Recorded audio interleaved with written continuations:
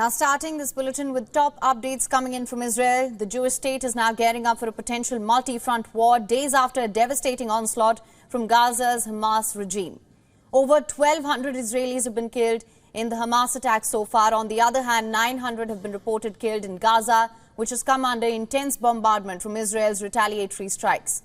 Israel has also reported finding bodies of some 1,500 Hamas militants who infiltrated the Israeli territory on the 7th of October. In the latest, an Israeli Defense Forces spokesperson explained the reason behind the rising death toll in Israel after the number of deceased climbed to over 1,200. Death toll in Israel has risen to 1,200 dead Israelis. 1,200 dead Israelis. Most of them were civilians, and there's also more than 2,700 wounded Israelis. That death toll has unfortunately, sadly, risen over the last few hours. Why does that happen? Not because there's ongoing fighting in Israel and more Israelis are killed by the hundreds, thankfully no, but because as the time goes by, we find and expose additional bodies of Israeli civilians inside communities. In the latest, the United States has conceded to intelligence failure over the surprise attack on Israel. White House National Security Advisor Jake Sullivan says the U.S. intelligence did not see anything that suggested an attack of this type was going to unfold. As we speak, Israel is continuously pounding what it claims to be Hamas hideouts in the densely populated Gaza Strip.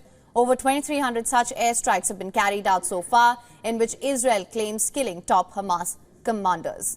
Hamas has also confirmed the death of some of its top commanders in Israeli attacks, but the militant group has nonetheless threatened to begin executing hostages if Israel continues to strike civilian households without prior warning. Hamas is holding up to 150 hostages. These include Israeli and foreign nationals. Amid the relentless Israeli bombardment on Gaza, Hamas carried out fresh rocket attacks on southern Israel. Israeli security forces have residents in Ashkelon. They've asked them to head to safe rooms after reports of a more militant crossing from Gaza following the rocket fire. Civilians in Gaza, on the other hand, are scrambling to flee the narrow strip of land which has now been blockaded completely by Israel. Egypt, on its part, is moving to contain the mass exodus of Gazans into its soil. Egypt's military had taken up new positions close to the border between Egypt and Gaza and was running patrols to monitor the area. Israeli bombardments have already halted crossings at the only exit point from the Palestinian enclave.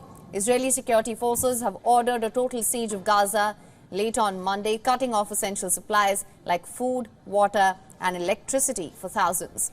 The United Nations has called the siege of Gaza a violation of international law. European nations have also advised Israel against the same. Israel has called up 300,000 reservists and massed tanks and other heavy armor both near Gaza and on the northern border with Lebanon and Syria, as it endures attacks from multiple fronts. After 3 days of clashes with militants on the northern border with Lebanon, Israel reported munitions fired from Syria in the Golan Heights area, which its forces countered with retaliatory fire. Amid the fresh attacks and counterattacks, the Israeli forces have confirmed the arrival of the first tranche of advanced ammunition from the United States. The U.S. aid arrived in Israel as President Joe Biden called the attacks by Hamas an act of sheer evil. U.S. Secretary of State Antony Blinken is also set to visit Israel on Thursday to meet with senior Israeli leaders in a show of solidarity and support. At least 14 U.S. citizens have been killed so far in Israel, with an unspecified number of Americans missing or being held hostages. One of the things that I heard in my conversation with our fellow citizens who are now free is their own determination, their own commitment, their own conviction to continuing this work. Now, for more on this, we're being joined by Professor Alan Burstein, live from California. He's an Israel Institute Fellow and a visiting assistant professor at the Department of Political Science, University of California. Sir, thank you so much for joining us on the show. Thank you for having me. Good morning. Sir, just to understand this better, what's your view of the United States support to Israel, especially now that they're deploying more military assets to the region? In fact, the first plane carrying U.S. arms has already arrived in Israel. What's your assessment? Well, the United States has always prided itself on being Israel's staunch ally, and it has every year allocates billions of dollars in aid to Israel's defense.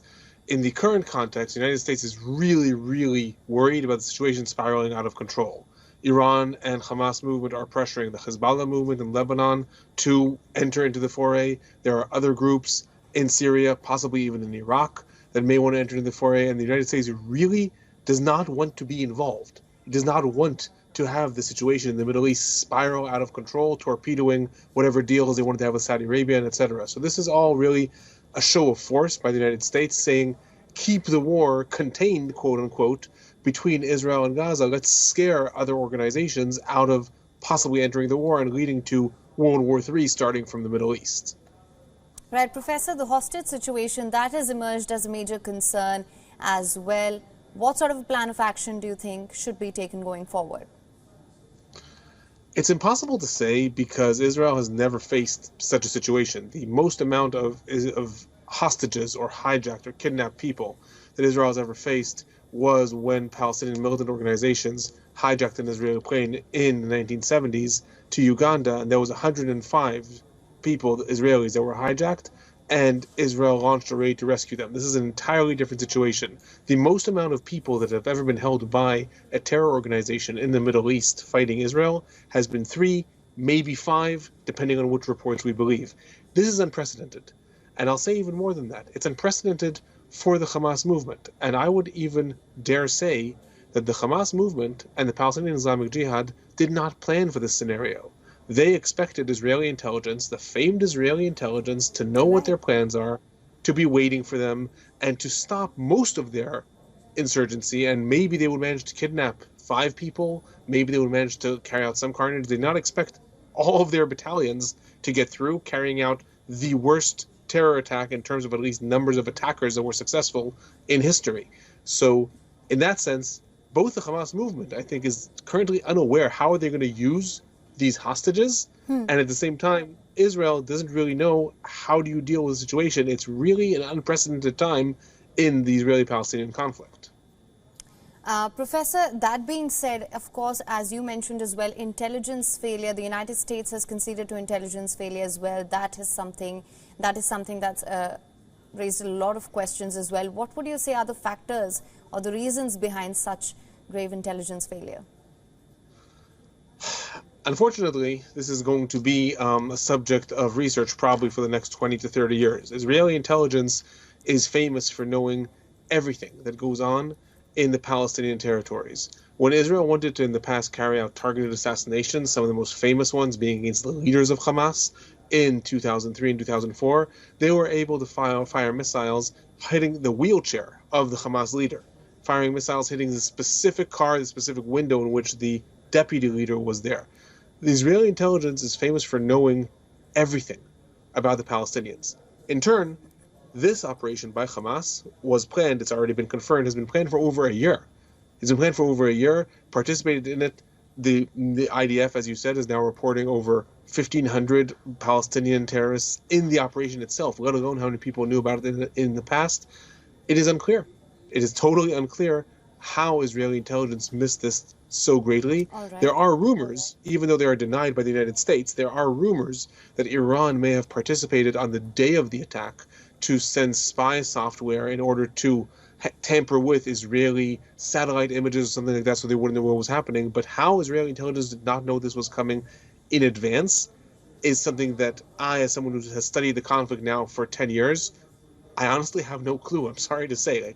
How could such a thing be missed? We don't really know. Professor Burstein, thank you so much for joining us on WION with your insights on this. Thank you. Have a good day. WION is now available in your country. Download the app now. Get all the news on the move.